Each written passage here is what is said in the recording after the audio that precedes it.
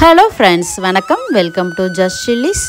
இன்னைக்கு நம்ம சேனல்ல பார்க்க போறது திருக்கார்த்திகை ஸ்பெஷல் கொழுக்கட்டை ரெசிபி தான் பார்க்க போறோம். அதுவும் இந்த கொழுக்கட்டை வந்து வாழை இலையில அவிச்சு பண்ண போறோம். வாழை இலையில அவிக்கிறதுனால இதோட மனமும் டேஸ்டும் ரொம்ப நல்லா இருக்கும். வாங்க இப்போ எப்படி செய்யறதுன்னு பார்க்கலாம். வீடியோக்குள்ள போறதுக்கு முன்னாடி நம்ம சேனலை இதுவரைக்கும் சப்ஸ்கிரைப் பண்ணலனா Just Chillies YouTube சேனலை மறக்காம சப்ஸ்கிரைப் பண்ணிக்கோங்க. இப்போ இந்த கொழுக்கட்டை பண்றதுக்கு முதல்ல அரிசி மாவை வறுத்துக்கலாம். பச்சரிசி மாவு 1 கப். இது வந்து கடையில் வாங்கின பேக்கெட் மாவு தான் யூஸ் பண்ணியிருக்கிறேன். இப்போ அடுப்பை லோ ஃப்ளேமில் வச்சுட்டு ஒரு 4-5 நிமிஷம் நல்லா வறுத்துக்கலாம்.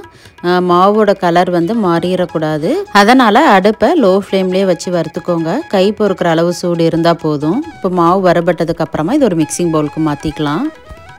அடுத்ததாக அதே சூடான பேனில் எள்ளு 1 டேபிள் ஸ்பூன் சேர்த்துட்டு இதை நல்லா வறுத்துக்கலாம். ஒருவேளை உங்களுக்கு எள்ளு அதிகமாக வேண்டான்னா இதில் பாதி அளவு சேர்த்தா கூட போதும்.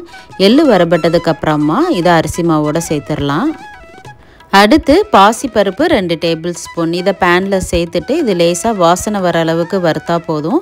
கலர் எதுவும் சேஞ்ச் ஆகிட வேண்டாம். லேசாக வறுபட்டதுக்கு அப்புறமா இதையும் அரிசி மாவோட சேர்த்துக்கலாம். இப்போ அதே பேனில் 1 டீஸ்பூன் நெய், துருவின தேங்காய் 1/4 கப் இதை சேர்த்துட்டு நெய்யில் நல்லா வறுத்துக்கலாம். நெய் சேர்த்து வறுக்கும்போது அதோட டேஸ்ட்டும் மனமும் ரொம்ப நல்லாயிருக்கும். தேங்காய் வந்து துருவியும் சேர்த்துக்கலாம். அப்படி இல்லைன்னா சின்ன சின்ன பீஸஸாக கட் பண்ணியும் சேர்த்துக்கலாம். அதுவும் நல்லாயிருக்கும். இப்போ இதையும் அரிசி மாவோட சேர்த்து நல்லா கலந்து கொடுத்துடலாம். அடுத்து வெள்ளை பாகு ரெடி பண்ணிடலாம். அதுக்கு வெல்லம் 3/4 கப் எடுத்துருக்கிறேன். அரிசி மாவு அளந்து அதே கப்பால் தான் வெள்ளத்தையும் அளந்துருக்கிறேன்.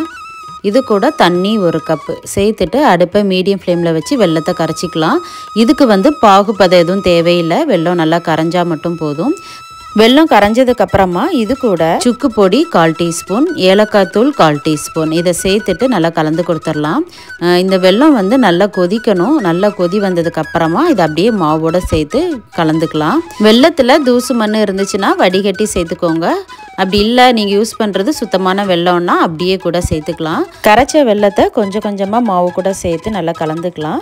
வெல்லம் சூடாக இருக்கிறதுனால ஃபஸ்ட்டு கரண்டியோ இல்லைன்னா ஸ்பூனோ வச்சு நல்லா கலந்து கொடுத்துட்டு அப்புறமா கையை வச்சு பிசைஞ்சிக்கலாம்.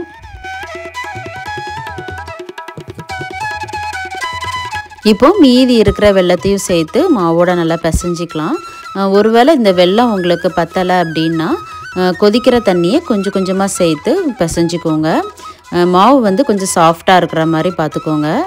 இது கூட கடைசியாக 1 டீஸ்பூன் நெய் சேர்த்து இது ஒரு தடவை நல்லா கலந்து கொடுத்துக்கலாம்.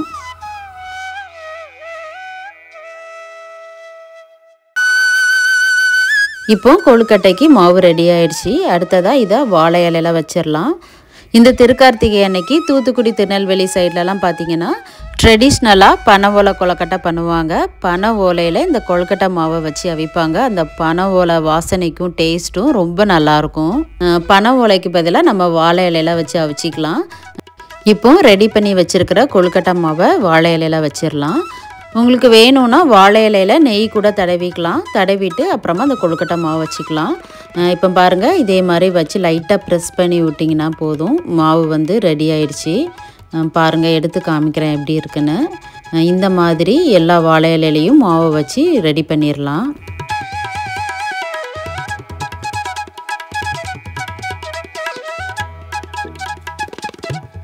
இப்போ ரெடி பண்ண கொழுக்கட்டையெல்லாம் இட்லி தட்டில் வச்சுட்டு வேக வச்சிடலாம். இட்லி சட்டியில் ஏற்கனவே தண்ணி ஊற்றி நல்லா கொதிக்க வச்சுருக்கிறேன். தண்ணி நல்லா கொதி வந்ததுக்கப்புறமா கொழுக்கட்டையை உள்ளே வச்சு வேக வச்சுக்கலாம். மீடியம் ஃப்ளேமில் 10 நிமிஷத்துக்கு வேக வச்சுக்கோங்க. இப்போ 10 நிமிஷம் கழித்து ஓப்பன் பண்ணி பார்க்கலாம். பாருங்கள், நல்ல சூப்பரான டேஸ்டியான வாழை இலை கொழுக்கட்டை ரெடி ஆகிடுச்சு.